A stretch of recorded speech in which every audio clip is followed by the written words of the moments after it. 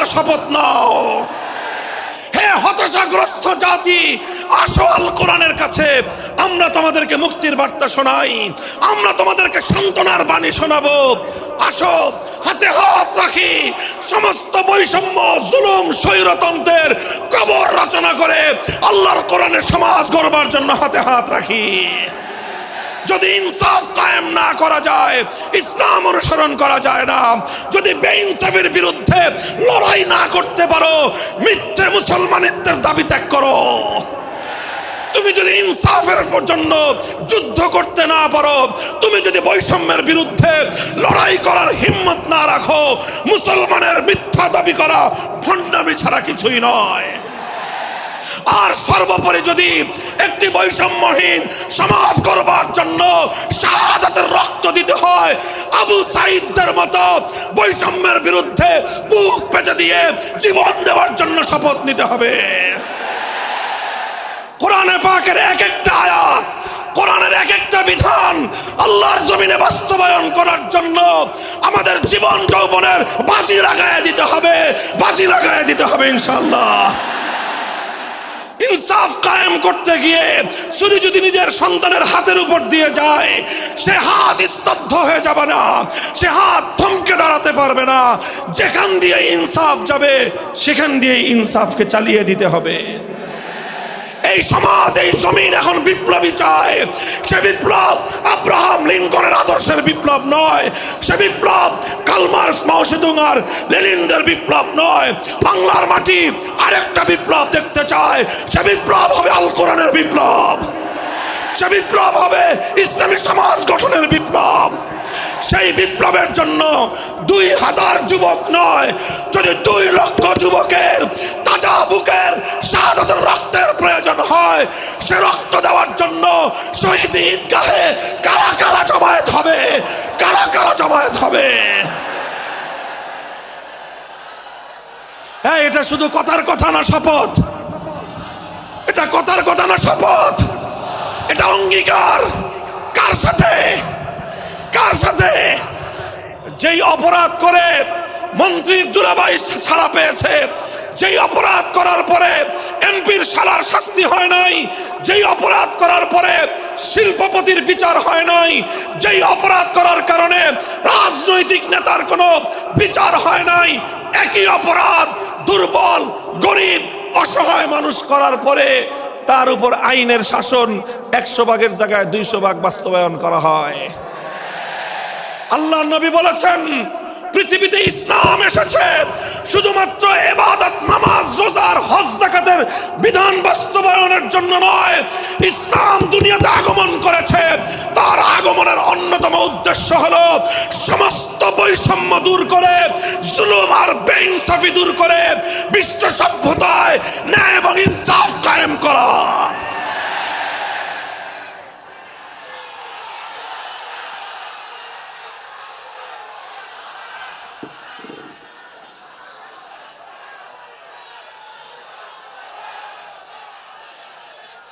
মনে রাখবেন, বৈষম্যহীন সমাজ গড়া এটা শুধু বৈষম্য বিরোধী ছাত্র নেতৃবৃন্দের দায়িত্ব নয়।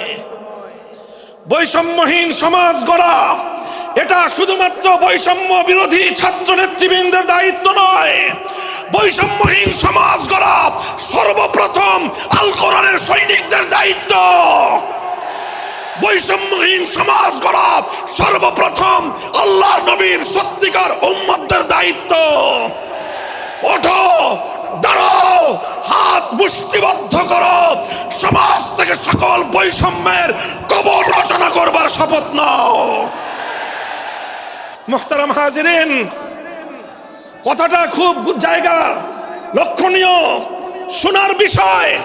যারা একটা বৈষম্যহীন সমাজ দেখতে চাও, যারা জুলুম এবং অত্যাচারে অতিষ্ঠ হয়ে গিয়েছো, যাদের জীবনকে এই ধরনের অন্যায়, অবিচার, জুলুম, শোষণ, স্বৈরতন্ত্র যাদের অন্তর হৃদয়কে জ্বালিয়ে পুড়িয়ে ছারখার করে দিয়েছে, হে হে হতাশাগ্রস্ত জাতি, আসো আল কোরআনের কাছে, আমরা তোমাদেরকে মুক্তির বার্তা শোনাই, আমরা তোমাদেরকে সান্ত্বনার বাণী শোনাবো।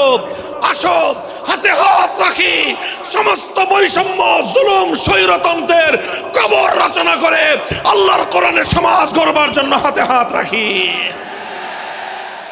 দেখেন, আল্লাহ পাক রব্বুল আলামিন যুগে যুগে যত নবী রাসূল প্রেরণ করেছেন, যুগে যুগে যত আসমানি কিতাব আল্লাহর পক্ষ থেকে অবতীর্ণ হয়েছে, কেন হয়েছে? শুধুমাত্র মুসল্লিদের সমাজ গড়বার জন্য নয়, শুধুমাত্র রোজাদার সমাজ গড়ার জন্য নয়, অবশ্যই কোরআন এবং কিতাব নাজিল হয়েছে নামাজের জন্য, অবশ্যই কোরআন এবং কিতাব নাজিল হয়েছে রোজা, হজ, যাকাত সহ আল্লাহ পাকের যাবতীয় বিধান সমাজে বাস্তবায়ন করার জন্য। তবে একমাত্র এটাই উদ্দেশ্য নয়, বরং সমস্ত কিতাব, সমস্ত নবী রাসূল দুনিয়াতে আগমন করার অন্যতম একটা মৌলিক লক্ষ্য। কোরআনে পাকের সূরাতুল হাদীদ থেকে তেলাওয়াত করেন, অর্থ বুঝেন, মর্ম বুঝার চেষ্টা করেন। লাকাদ আরসালনা রুসুলানা বিল বায়্যিনাতি ওয়াল হুদা ওয়া আনজালনা মাআহুমুল কিতাবা ওয়াল মিজান লিয়াকুমান নাসু বিল কিসত। আল্লাহ কোরআন বলছে যে আমি নবী রাসূল পাঠিয়েছি, আসমান থেকে যুগে যুগে কিতাব নাজিল করেছি। এই সব কিছুর অন্যতম একটা উদ্দেশ্য হলো লিয়াকুমান নাসু বিল কিসতি।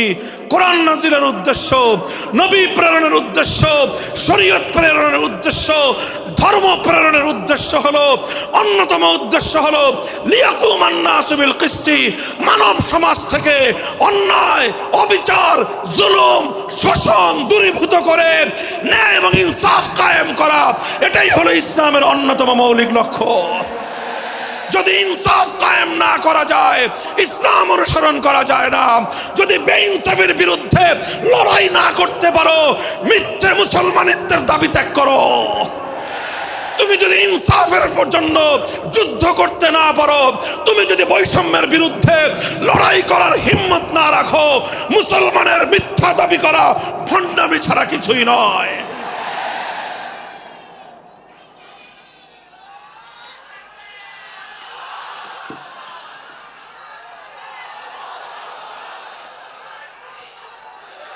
এই জন্য আমাদেরকে বুঝতে হবে, আমাদের জীবনের অন্যতম মিশন, যে জন্য আল্লাহ তার নবীদেরকে পাঠিয়েছেন, নবীদের জীবনের মিশন যা ছিল, নবীর উত্তরাধিকারী, নবীর অনুসারীদের জীবনের মিশনও সেটাই হবে। বলেন কথা ঠিক না বেঠিক? যে পথে গিয়েছে নবীদের জীবন, সে পথে যাবে আমাদের জীবন। যেটা ছিল নবীদের ভীষণ, সেটাই হবে আমাদের ভীষণ। যদি এটাই হয় সত্য কথা, এটাই যদি হয় শপথ, তবে বৈষম্যহীন সমাজ গড়বার জন্য যা করতে হয় তাই করা আমার আর তোমার জিম্মাদারি। যদি সেজন্য আমাদেরকে ঘাম ঝরাতে হয়, ঘাম ঝরানো আমাদের দায়িত্ব। আর যদি সেজন্য চোখের অস্ত্র দিতে হয়, চোখের অস্ত্র দেওয়া আমাদের দায়িত্ব। যদি সম্পদের কোরবানি করতে হয়, মাল সম্পদের কোরবানি করা, সেটাই আমাদের জীবনের দায়িত্ব এবং উদ্দেশ্য।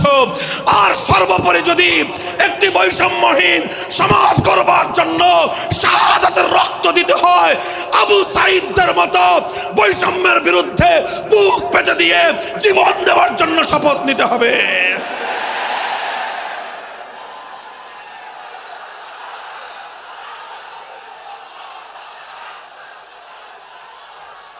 এই প্রস্তুত থাকবেন তো ইনশাআল্লাহ? আল্লাহর নবী বললেন এই বৈষম্য চলবে না, এই বৈষম্য জাহিলিয়াত, এই বৈষম্য মূর্খতা।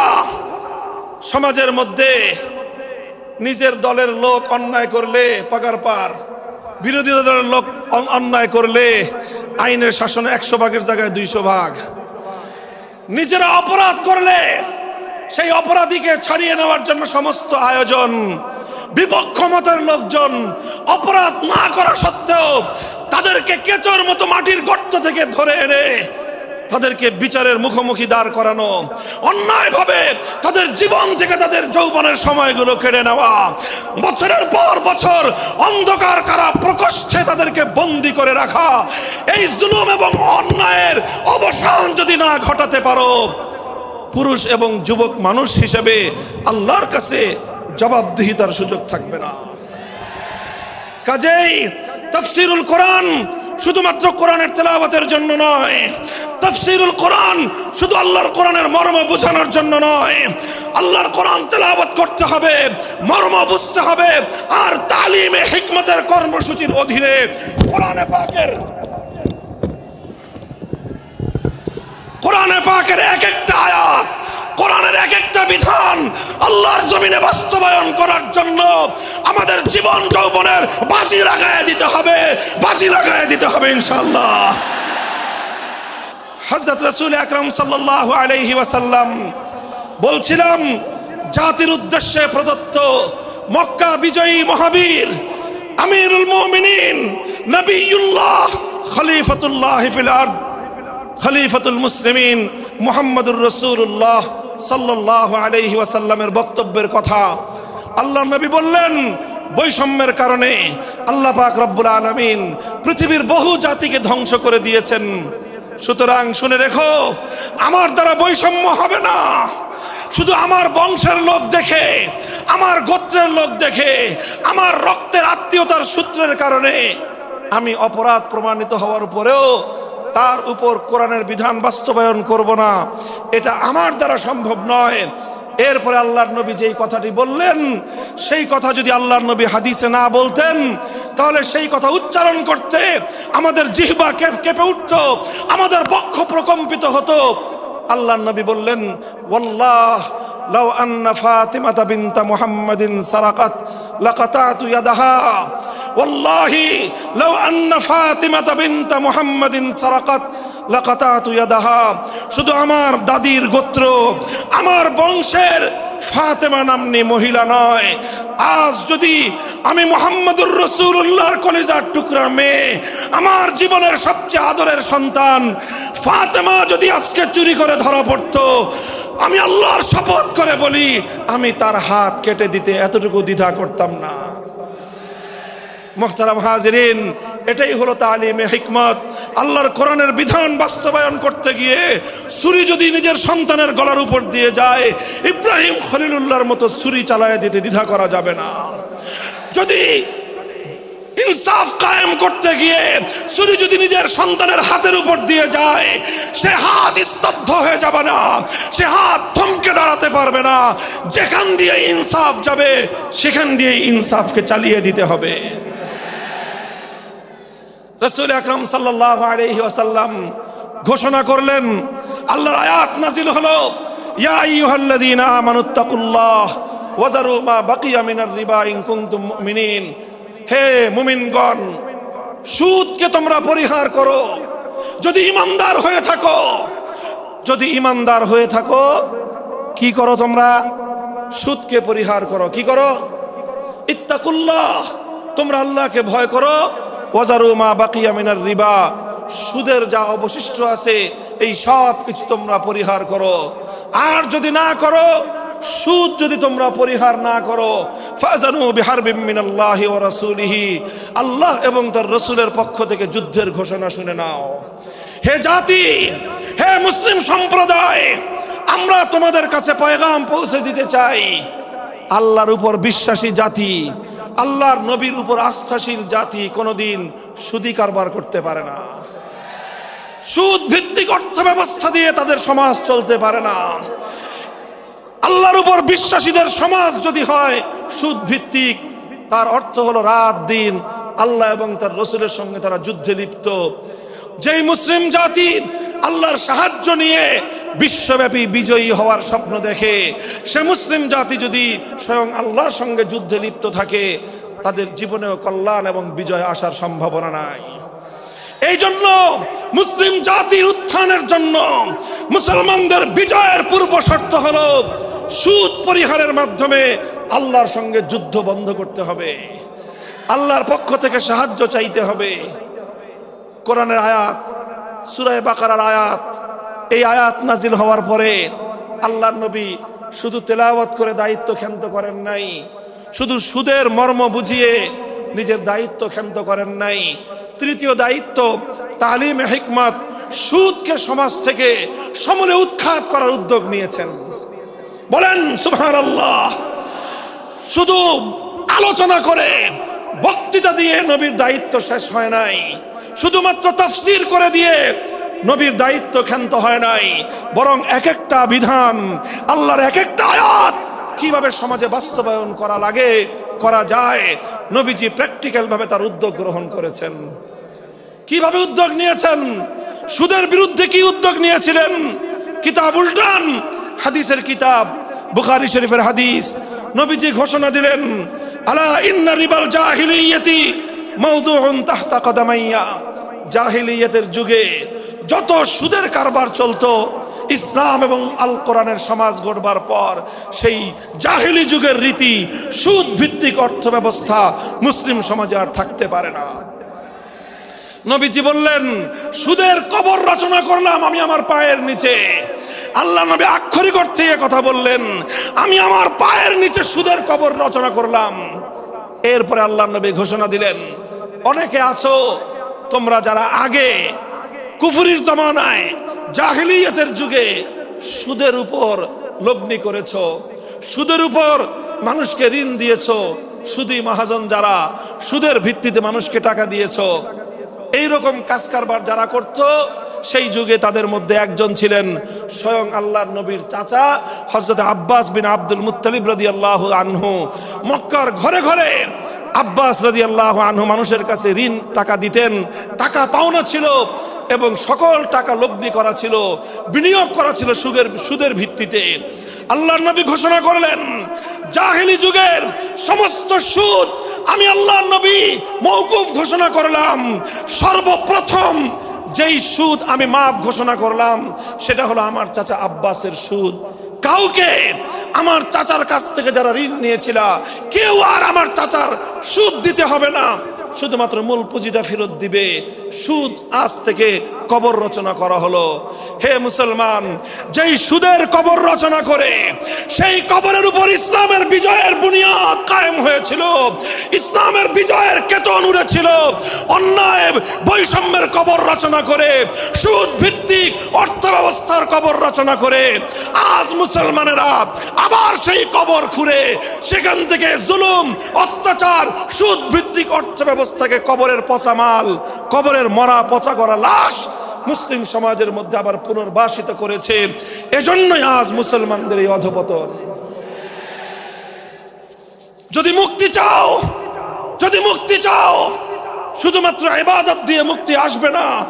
ইবাদত যেমন করতে হবে, যেরকম নামাজ, রোজা, হজ, যাকাত, তাসবিহ, তাহলিল আদায় করতে হবে, ঠিক একই ভাবে সমাজ সংস্কার করার জন্য সমাজ থেকে জুলুম দূর করতে হবে, বৈষম্য দূর করতে হবে, বেইনসাফি দূর করতে হবে, সুদ ভিত্তিক অর্থ ব্যবস্থার বিরুদ্ধে জাতীয়ভাবে ঐক্য গড়ে তুলে সুদের বিরুদ্ধে যুদ্ধ ঘোষণা করতে হবে।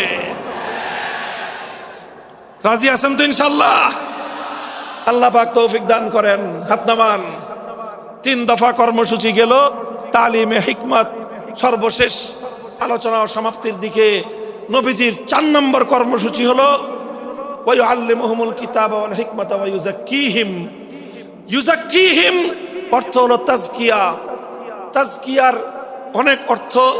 তাজকিয়া বলে শুধুমাত্র পীর মুরিদি বোঝানো হয়, তাজকিয়া বলে শুধুমাত্র তাসাউফ চর্চা বোঝানো হয়, তাজকিয়া বলে শুধুমাত্র কিছু ওজিফা আদায় করা বোঝানো হয়।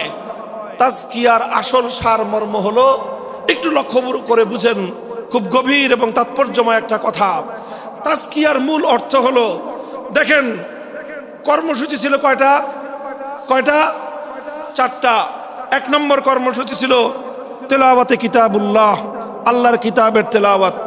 2 নম্বর কর্মসূচি ছিল তালিমে কিতাব, কিতাবুল্লাহ, আল্লাহর কিতাবের মর্ম বোঝানো। 3 নম্বর কর্মসূচি ছিল তালিমে হিকমত, অর্থাৎ আল্লাহর কিতাবের প্রত্যেকটা বিধান, প্রত্যেকটা বিষয়কে প্র্যাকটিক্যাল আমলে পরিণত করা, কার্যে পরিণত করা। কথা ঠিক না বেঠিক? 3 নম্বর কর্মসূচি হলো শুধু আমলে পরিণত করাই দায়িত্ব শেষ নয়, বরং আমলে পরিণত করার পরেও আরো অগ্রসর হতে হবে। 4 নম্বর কর্মসূচি হলো আল্লাহর কোরআনকে নিজের আখলাক এবং নিজের চরিত্রে পরিণত করা, কোরআনকে চরিত্রে পরিণত করা। কোরআনের চরিত্র অর্জন করা। কোরআন যে আখলাকের কথা বলেছে, কোরআন যেই চরিত্রের কথা বলেছে, সেই কোরআনই চরিত্র যখন একজন মানুষ গঠন করতে পারে, এটাকেই বলা হয় তাজকিয়া, এটার নামই হলো তাসাউফ। মুহতারাম হাজিরিন, আল্লাহর নবী নিজের জীবনে 100% 100% আল্লাহর কোরআনকে নিজের চরিত্রে পরিণত করতে পেরেছিলেন। এই জন্য যদি কেউ জিজ্ঞাসা করে আল্লাহর নবীর সিরাত কি, নবীর জীবনীটা কি বলেন তো, সবচেয়ে সংক্ষিপ্ত অথচ সবচেয়ে পূর্ণাঙ্গ জবাব হলো, কি বললাম, সবচেয়ে সংক্ষিপ্ত অথচ সবচেয়ে পূর্ণাঙ্গ। নবীর জীবন সম্পর্কে সবচেয়ে সংক্ষিপ্ত এবং সবচেয়ে পূর্ণাঙ্গ বর্ণনা হলো কানা খুলুকুহু আল কোরআন, আমার নবীর চরিত্র ছিল কোরআন। কোরআন যা বলেছে নবীর চরিত্রে সেটা বাস্তবায়িত হয়েছে, নবীর আখলাকে সেটা বাস্তবায়িত হয়েছে। নবীজির কথাবার্তা, নবীজির উঠা বসা, নবীজির আচার ব্যবহার, নবীজির প্রত্যেকটা অ্যাক্টিভিটি, এমনকি চিন্তা চেতনা সব যখন আল্লাহর কোরআন অনুযায়ী তৈরি হয়, তখন সেটাকেই বলা হয় তাজকিয়া। আর এটাই হলো কোরআনকে কেন্দ্র করে চতুর্থ কর্মসূচি। মুহতারাম হাজিরিন, আমি আমার আলোচনা এবার সমাপ্তির দিকে টেনে নিয়ে যাই। আসুন আমরা আল্লাহর কোরআনকে সেন্টারে রেখে একটা সমাজ বিনির্মাণের চেষ্টা করি। সেই সমাজ বিনির্মাণের জন্য প্রথম কাজ, ঘরে ঘরে কানে কানে কোরআনের তেলাওয়াতের আওয়াজ পৌঁছে দেই। 2 নম্বর, প্রতিটি মুসলমানের কাছে কোরআনের মর্ম বোঝানোর চেষ্টা পৌঁছে দেই। 3 নম্বর হলো কোরআনের প্রত্যেকটা বিধান সমাজে, ব্যক্তিগত জীবনে, পরিবার জীবনে, সমাজে, রাষ্ট্র জীবনে বাস্তবায়ন করার উদ্যোগ নেই। চতুর্থ কর্মসূচি হলো আল্লাহর কোরআনকে নিজের আখলাক, নিজের চরিত্রে রূপান্তরিত করার জন্য সর্বাত্মক চেষ্টা চালাই। ইনশাআল্লাহ রাজি আছি তো? ইনশাআল্লাহ রাজি আছেন তো? আল্লাহর কোরআন শুধুমাত্র তেলাওয়াত নয়, শুধুমাত্র তাফসীর আর ব্যাখ্যা নয়, এই কোরআনকে বাস্তবে পরিণত করবার জন্য মুসলমানরা যদি উদ্যোগ গ্রহণ করে, আগামীর বিশ্ব হবে ইসলামের বিশ্ব, আগামীর বিশ্ব হবে আল কোরআনের বিশ্ব ইনশাআল্লাহ। বাংলাদেশ নিয়ে আমার আখেরি বার্তা এখন হলো, বিপ্লবের জন্য বাংলাদেশ উর্বর হয়ে আছে। কথা বলেন ঠিক না বেঠিক? বৃষ্টির পানি পড়লে যেভাবে শীতকালের পরে বৃষ্টির পানি পড়ার সঙ্গে সঙ্গে ফসলের মাঠ যেমন চাষাবাদের জন্য উর্বর হয়ে যায়, আবু সাইদ, মুগ্ধ, সিফাত হাসান, এভাবে আমাদের অসংখ্য অগণিত বীর শহীদদের রক্ত ভেজায় বাংলার মাটি এখন ইসলামী বিপ্লবের জন্য উর্বর হয়ে আছে, আল কোরআনের বিপ্লবের জন্য উর্বর হয়ে আছে। এই সমাজ, এই জমিন এখন বিপ্লবী চায়।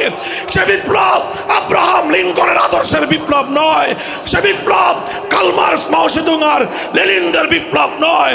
বাংলার মাটি আরেকটা বিপ্লব দেখতে চায়, সে বিপ্লব হবে আল কোরআনের বিপ্লব, সে বিপ্লব হবে ইসলামী সমাজ গঠনের বিপ্লব।